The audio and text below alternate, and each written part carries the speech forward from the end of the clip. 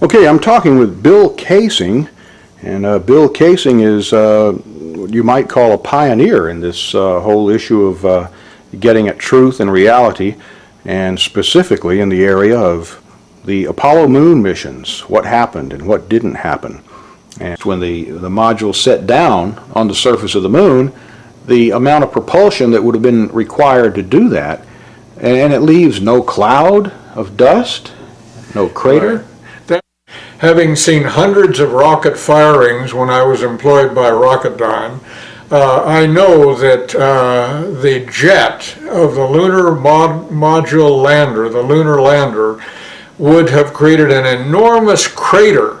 It would have scoured the moon's surface. It would have tossed up rocks, sand, everything, and created a crater maybe so large that the entire lunar lander could have sunk into it. After all, we're dealing with a 10,000-pound thrust engine, which is pointed directly at the surface, lowered into the surface, and yet, if you look at pictures of the lunar lander on the moon, there is no disturbance whatsoever under the lunar lander's rocket.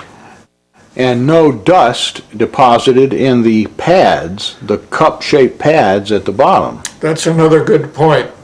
Dust would have been blown 6 ways from Sunday and would have landed everywhere.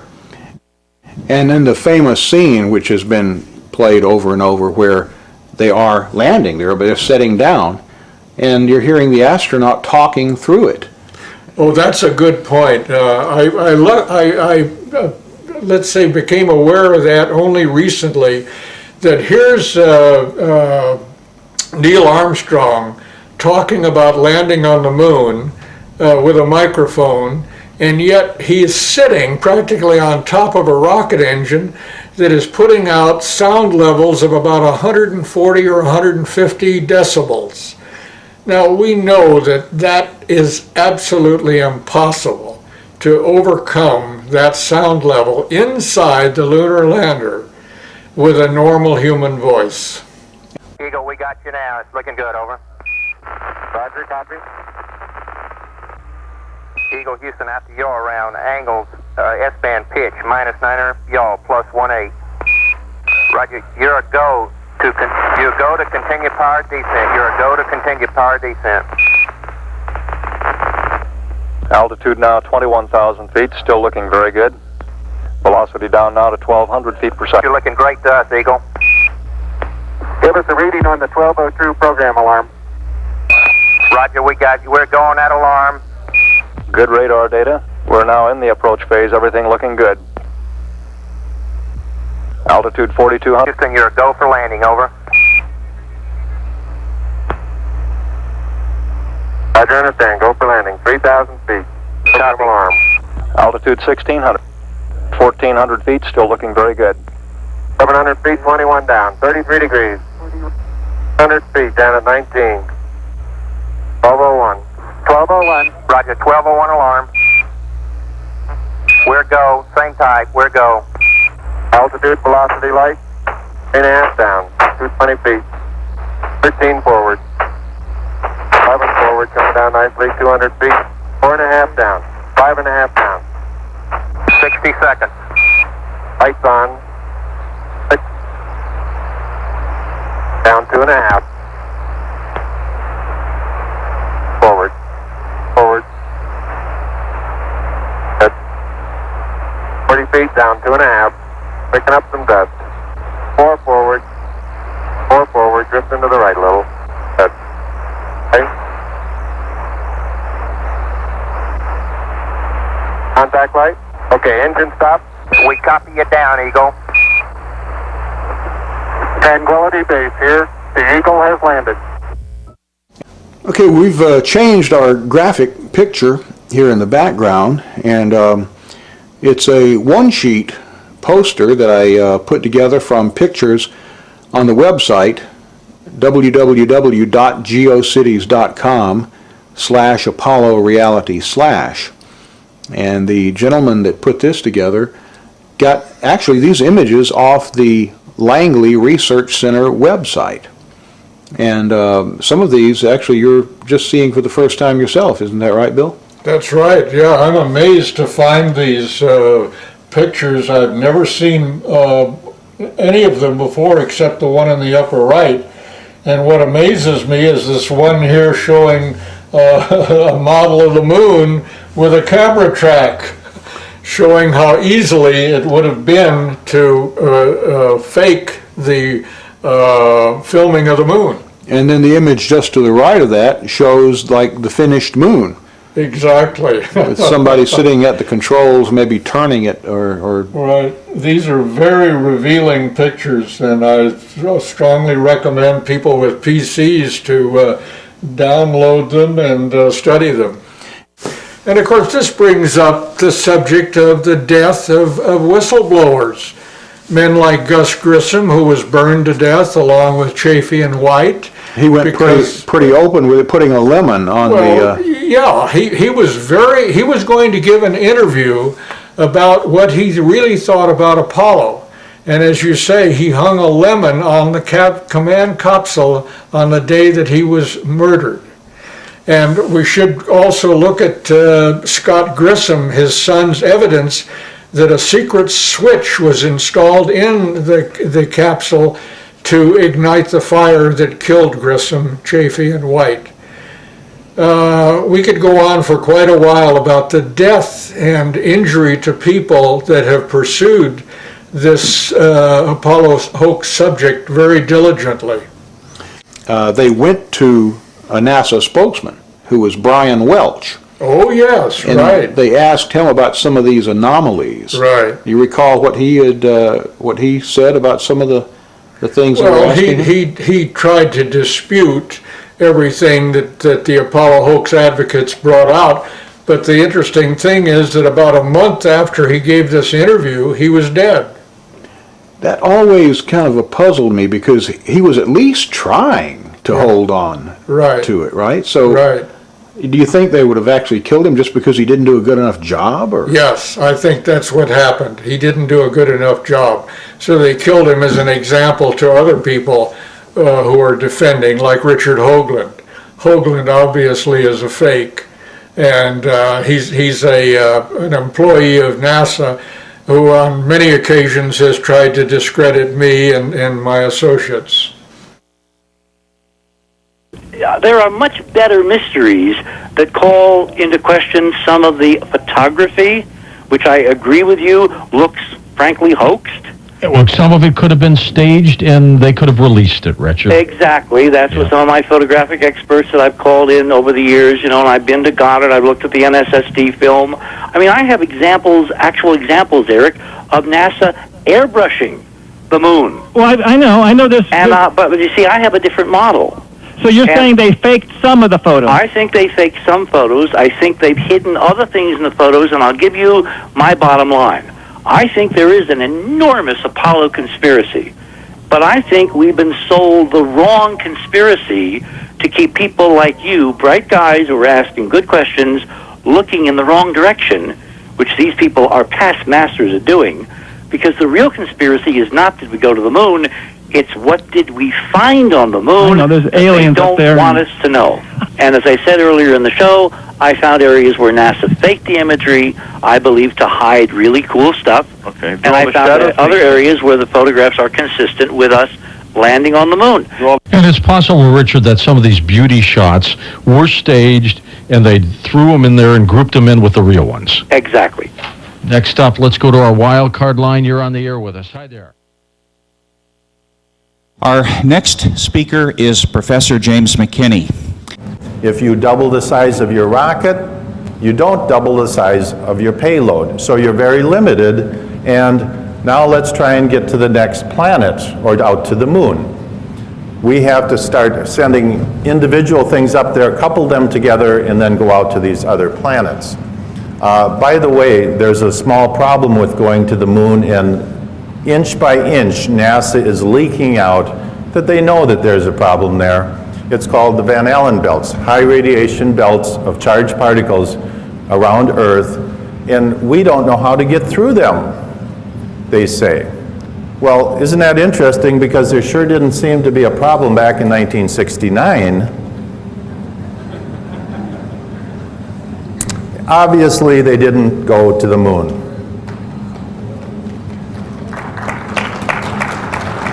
The United States did not go to the moon. The Russians knew it all along. I thought at the time we did, but I've since learned we absolutely did not. And there's no question about it. And they're starting to figure it out. NASA has a program called Living with a Star. That's a pretty name for how do we get through the Van Allen belts. They have all their top scientists working on it. It's a tremendous problem because we do not have any kind of a spacecraft that we can send up that doesn't have metal in it. And when these charged particles hit metal, they produce X-rays. Nothing you can do to get around that. So anybody sitting around something metal in outer space in the Van Allen belts is going to be French fried. And so that whole thing was a giant hoax. And you have second and third tier scientists in the United States who are running around saying, oh yes we did, yes we did.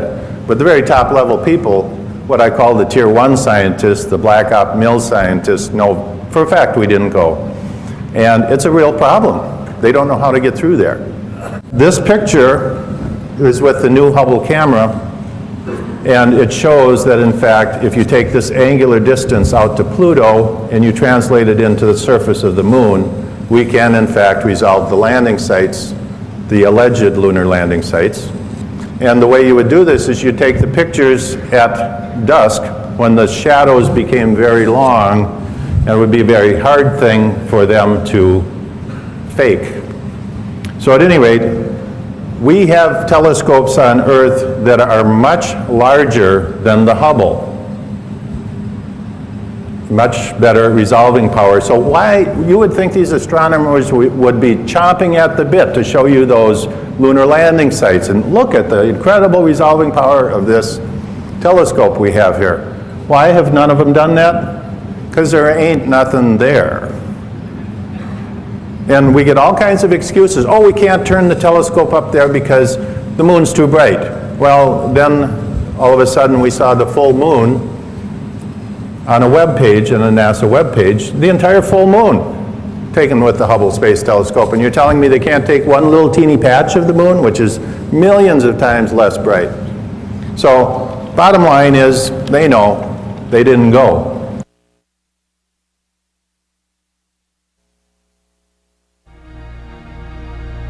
Join us now on a quest for the truth to the moon.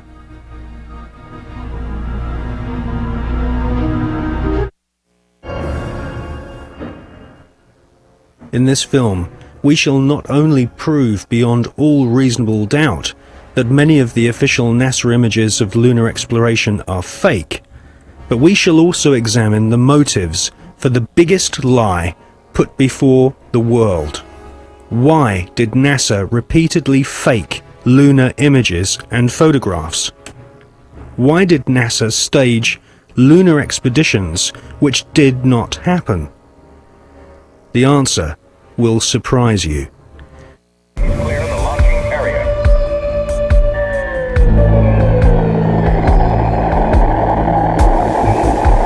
NASA spent gigantic sums of money during the 1960s, but most of it was spent on the ground, not in space. Huge American corporations, many of which were manufacturing hardware for the military, made gigantic profits designing space vehicles and, more importantly, life-sized models of spaceships, and even huge stage sets resembling the lunar surface. Someone in NASA had realized that after taking billions of dollars from the American people, if they couldn't make it to the moon, they would fake it to the moon. Obviously, if you're going to somewhere that nobody has been before, you need to have a simulator which recreates that environment as closely as you can. If you're going to the moon, you recreate the surface of the moon. And here we see a section of the lunar surface created. It's about 30 foot high, 30 foot long, 35 foot long. scale is given by the two people standing in front of it. There were plenty of simulation exercises, but the point is, and should be taken into account in virtually everything that is discussed with the Apollo program, 400,000 people may have worked on the program in total, but none of them had a need to know more than his own job required. The people who were making the rockets didn't know what the people who were making the spacesuits were doing, because they had no need to know about that. Their job was to make the best models and the best simulation of the lunar surface that they could. And if we come up to this picture here, we see the three scales on which these models were built. We have here the whole moon as one unit. It stands about 20 foot high. We have here behind it a section of the surface of the moon. You'll notice it's curved. And here we have a more detailed section of the lunar surface. What you're saying is that the images which we're told show a camera pointing out the window of the lunar module as it's coming into land on the moon could well have been filmed previously using these large-scale models. That's right. It could well be that what we are looking at are films of realistic models. We have no means of knowing if they were actually taken on the lunar surface, or whether what we're watching is part of the simulation exercise and the training exercise. And you'll notice here on these models there is a camera track. A camera starting at this end, coming down here, would approach the moon, or appear to approach the moon, and become ever closer towards it. This is a simulation rig that was built. This is the command and service module of the Apollo program. And you'll notice that the window here looks out onto a block here. And there's another one here. They're curved. These are the screens onto which the lunar surface was projected as the craft made a simulated approach towards the lunar surface. Is what we're seeing a mixture of fact and fiction? It is fact, it is fiction. It's mixed together. It's hard to separate them until you examine it closely. If a spacecraft is in deep space, the only possible explanation for a light seen through the window of the spacecraft is the sun. It's the only bright light in space. If it's not the sun, then it has to be some other artificial light, which implies that that particular image is possibly fiction. July 1961. NASA was soon being criticized for the flimsy construction of their hardware. The first orbital capsules did not even have windows in them for the astronauts to look out of. One of the most vocal critics was one of NASA's most respected astronauts, an all-American hero named Virgil Gus Grissom, who almost drowned when recovery helicopters were unable to lift his space capsule from the sea. After a successful journey into space, Gus Grissom almost died through NASA's bad planning. Or was this an early attempt to silence Gus Grissom?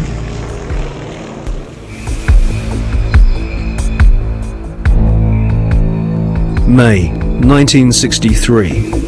Astronaut Gordon Cooper experiences re-entry problems in his Faith 7 rocket ship. The prototype lunar module, known as the LIM, had serious stability problems.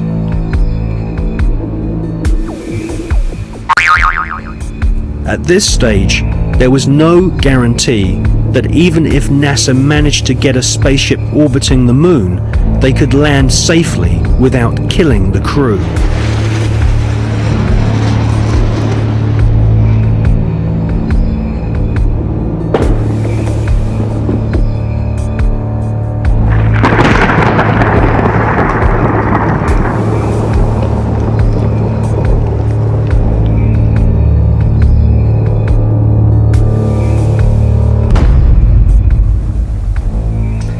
Could the footage which we see of the limb approaching the moon be filmed in a TV studio? It was filmed in a TV studio. There's absolutely no doubts whatsoever about that. And the way that this film was created was by the use of models. There's nothing secret about the models. They exist. You can go and see them today. The models were very lifelike, very realistic. There is one that is a life-size model. It's in Flagstaff in Arizona. It's 2 miles long, and it's an exact replica of the Sea of Tranquility.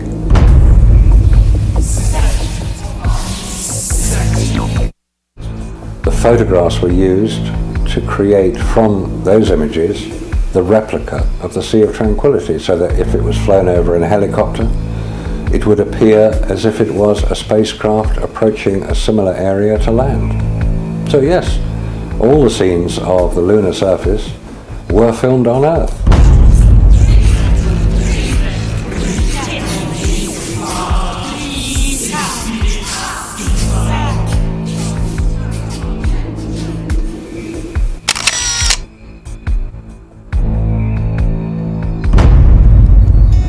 Radiation, and without having spacesuits nor spacecraft which can protect the occupants from radiation, NASA convinced the American people to pay $40 billion for the space program.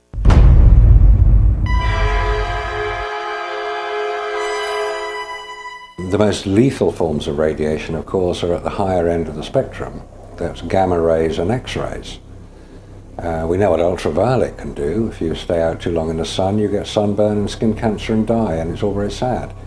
But gamma rays, and X-rays especially, are particularly lethal to humans, unprotected humans. There was no protection that I have been able to identify. I've found no reference to it. I found nothing that will tell me what level of protection is offered, so I have to assume none was.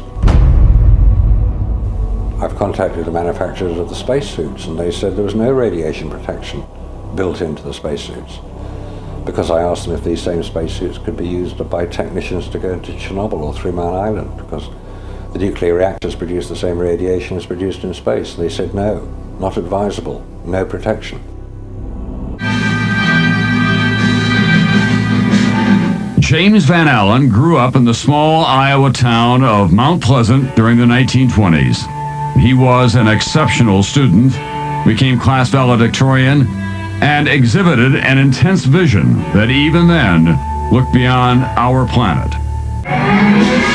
The environment was the time of the Cold War, and it was something scary. It was something for a child, it seemed very scary to have to hear about bomb shelters and hiding under our desks. And I remember first hearing that my father was going to go to Russia, and being so frightened by that, and asking my father, why was he going to Russia? Wasn't he scared? And I remember him explaining to me that in the scientific community, what they do, and as they take data and exchange data, somehow that transcends what is going on in the political arena. So that there is always a sense that the quest for intellectual activity was something very special. Remember that, so that the Cold War suddenly didn't seem very cold to me, even as a young child. In Washington,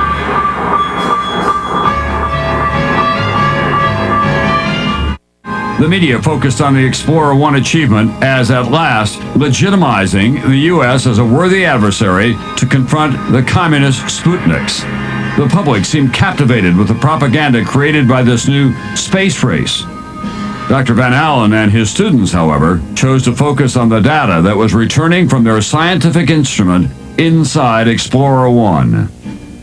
When the first results came back, the group at the University of Iowa, this was Van Allen and Ernie Ray, then began to help with it, eventually Carl McElwain, saw immediately that there was an anomaly, there was something unexpected.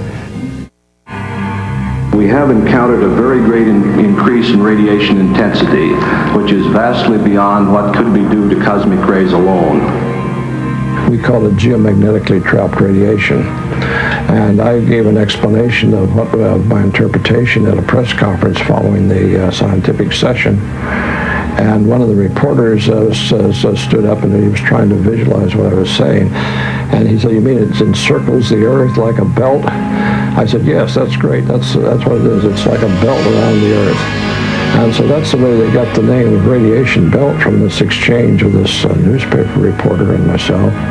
Well, certainly the discovery of the radiation belts was the most important discovery of the International Geophysical Year, because it represented a discovery of some major phenomenon that had a substantial impact both on scientific research and on plans for manned flight later on.